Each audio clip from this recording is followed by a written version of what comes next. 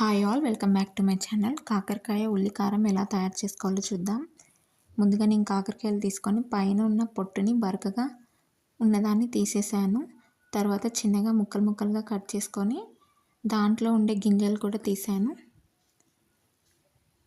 అవి కూడా చిన్నగా కట్ చేసుకొని పక్కన పెట్టుకుందాం. ఆ గింజలు తర్వాత యూస్ చేసుకుందాం మనము. ఒక కడాయి పెట్టుకొని అందులో ఆయిల్ యాడ్ చేసుకుందాం. ఆయిల్ కాస్త ఎక్కువగానే పడుతుంది. కట్ చేసి పెట్టుకున్న కాకరకాయ ముక్కలు వేసుకొని ఫ్రై చేద్దాం. మంచిగా కలర్ చేంజ్ అయ్యేంత వరకు రెండు సైడ్లో ఫ్రై చేసుకోవాలి. ఇంకా తీసేద్దాం, సరిపోతుంది. ఇలా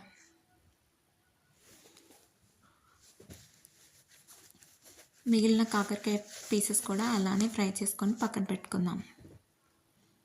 ఇలా మంచిగా కలర్ చేంజ్ అయ్యేంత వరకు అన్నీ ఫ్రై చేసుకున్నాను.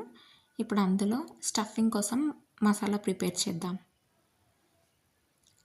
ఇంకో కడాయి పెట్టుకొని అందులో 1 టేబుల్ స్పూన్ శనగపప్పు, 1 టేబుల్ స్పూన్ మినప్పప్పు, 1 టేబుల్ స్పూన్ ధనియాలు యాడ్ చేసుకొని మంచిగా డ్రై రోస్ట్ చేద్దాం. ఇప్పుడు అవన్నీ ఒక మిక్సర్లో వేసుకొని కాస్త చింతపండు యాడ్ చేసుకొని పౌడర్ చేసుకుందాం. ఇప్పుడు దాంట్లోనే కట్ చేసి పెట్టుకున్న ఆనియన్స్, 2 టేబుల్ స్పూన్ కారం, 1 table spoon salt,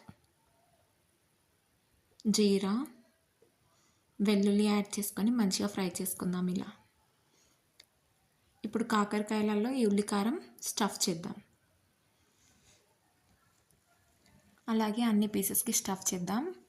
in case ఎక్కువైతే మనం మళ్ళీ ఫ్రై చేసేటప్పుడు దాంట్లో యాడ్ చేసుకోవచ్చు, తక్కువైతే అడ్జస్ట్ చేసుకోండి. అదే కడాయిలో మనం ఇందాక తీసుకున్న కాకరకాయ విత్తనాలు అవి కూడా యాడ్ చేసుకొని మంచిగా ఫ్రై చేద్దాం కలర్ చేంజ్ అయ్యేంత వరకు. ఇప్పుడు అందులో స్టఫ్ చేసిన కాకరకాయ కూడా యాడ్ చేసుకొని ఫ్రై చేసుకుందాం. కలుపుతూ ఫ్రై చేసుకోవాలి. ఇవి కాస్త కలర్ చేంజ్ అయిన తర్వాత మనం మిగిలిన మసాలా ఉంది కదా ఉల్లికారం, అది కూడా యాడ్ చేసుకొని ఫ్రై చేసుకుందాం.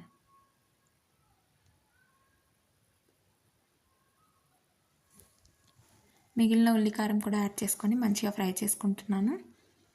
ఇప్పుడు చూడండి మంచిగా ఫ్రై అయింది, కలర్ కూడా చేంజ్ అయ్యింది. ఇప్పుడు అందులో కట్ చేసి పెట్టుకున్న కొత్తిమీర, కరివేపాకు యాడ్ చేసుకొని ఇంకో 1 మినిట్ వరకు ఫ్రై చేద్దాం.